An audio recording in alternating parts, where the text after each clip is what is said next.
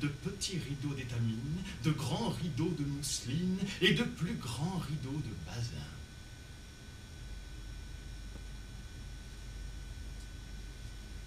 Toujours souriants, de leur blancheur d'aubépine, souvent ensoleillée.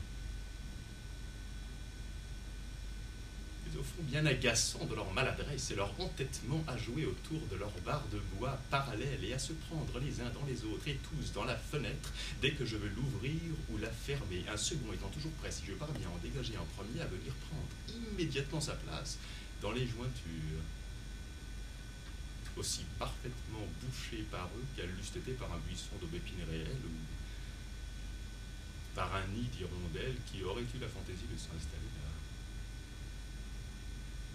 Quant à la gravure du prince Gênes,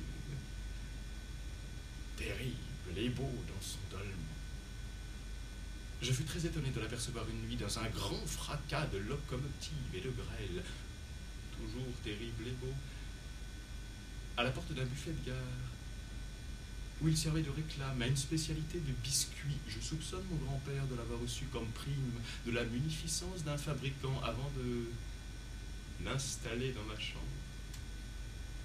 Son origine me paraissait historique, mystérieuse. Et je n'imaginais pas qu'il puisse y avoir plusieurs exemplaires de ce que je considérais comme une personne, comme un habitant permanent de cette chambre que je partage avec lui, où je le retrouve tous les ans.